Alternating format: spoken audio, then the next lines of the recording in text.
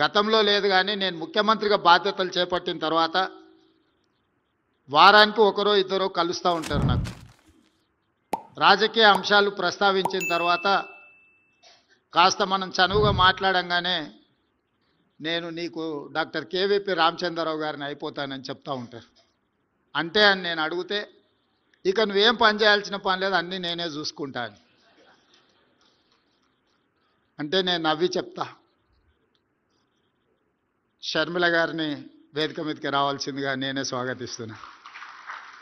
నా కూర్చుందమ్మా, కూర్చోవచ్చు, రండి. అంటే నేను అడిగినప్పుడు ఇక నువ్వేం పని చేయాల్సిన పని లేదు, నేను అన్నీ చూసుకుంటాను.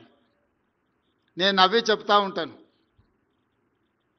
ఈ తరానికి ఒకే రాజశేఖర్ రెడ్డి, ఒకే కేవీపీ రామచంద్రరావు ఉంటారు, ఇంకా ప్రత్యామ్నాయం ఎవరు ఉండరు అని. నాకు తెలిసి కేవీపీ రామచంద్రరావు గారు ఊహించినరో ఊహించలేదో నాకు తెలియదు, కానీ చదువుకునే రోజుల్లోనే ఒక మిత్రుడి కోసం తన శక్తినంతా ధారపోయాలని నిర్ణయం తీసుకోవడం అనేది ఒక గొప్ప నిర్ణయం. ఆ రోజు ఎవరికీ తెలియదు రాజశేఖర రెడ్డి గారు ₹1 డాక్టర్గా ఉంటారని, పేదలకు సేవలు అందించాలని రాజారెడ్డి గారు భావించి ఉండవచ్చు. వారితో పాటే చదువుకున్న కేవీపీ రామచంద్రరావు గారు కూడా జీవితంలో ఏదో ఒకటి కావాలనే డాక్టర్గా చేరుంటారు కదా.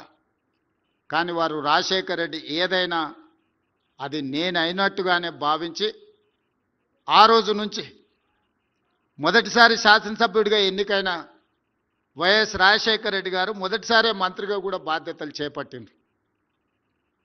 మొదటిసారి వరించిన అదృష్టం 78లో వారు మొదటిసారి ఎమ్మెల్యేగా మారి మంత్రిగా మారిన తర్వాత 2004 వరకు వారు ఎమ్మెల్యేగా, ఎంపీగా ఏది గెలిచినా రాష్ట్రంలో, కేంద్రంలో కాంగ్రెస్ పార్టీ అధికారంలో ఉన్న వైఎస్ గారికి ఎప్పుడు మంత్రి పదవి వరించలేదు.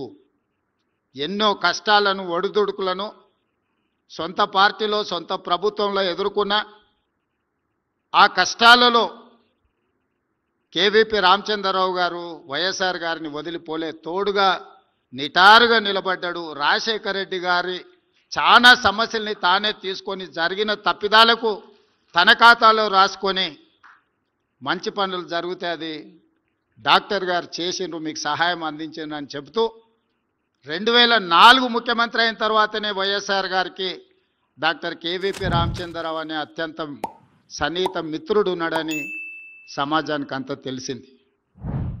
కాబట్టి ఈనాడు మాకు చాలామంది కలుస్తూ కేవీపీ కావాలనుకునే వాళ్ళందరికీ వేదిక మీద నుంచి నా సూచన ఒకటే, మీరు ఎప్పటికీ కేవీపీలు కాలేరు, అట్లాంటి ఆలోచనలు కూడా చేయబాకండి.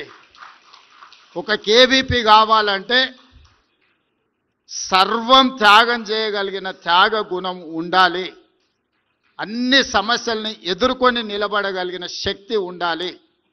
అవి ఈ రోజుల్లో ఉన్నట్టుగా నాకైతే ఎవరు కనిపించలే.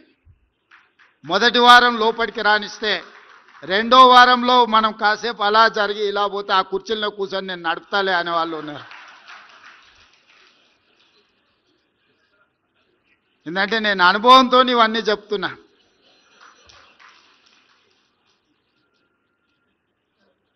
అందుకే ఈరోజు రాజశేఖర రెడ్డి గారి మరణానంతరం 16 సంవత్సరాలు పూర్తయినా రైతుల పట్ల రాజశేఖర రెడ్డి గారికి ఉన్న అభిమానాన్ని గుర్తించి, రైతుల పట్ల కేవీపీ రామచంద్రరావు గారికి అభిమానం ఉందో లేదో నాకు తెలియదు, నేను అప్పుడు అడగలేదు, కానీ డాక్టర్ వైఎస్ రాజశేఖర రెడ్డి గారికి రైతుల పట్ల ఉన్న అభిమానం వ్యవసాయం దండగ కాదు, వ్యవసాయాన్ని పండుగ చేసి రైతునే రాజును చేయాలన్న వైఎస్ఆర్ ఆలోచనని కొనసాగించాలన్న ఆలోచనతో ఈరోజు కేవీపీ గారి కార్యక్రమాన్ని ఏర్పాటు చేయడం జరిగింది.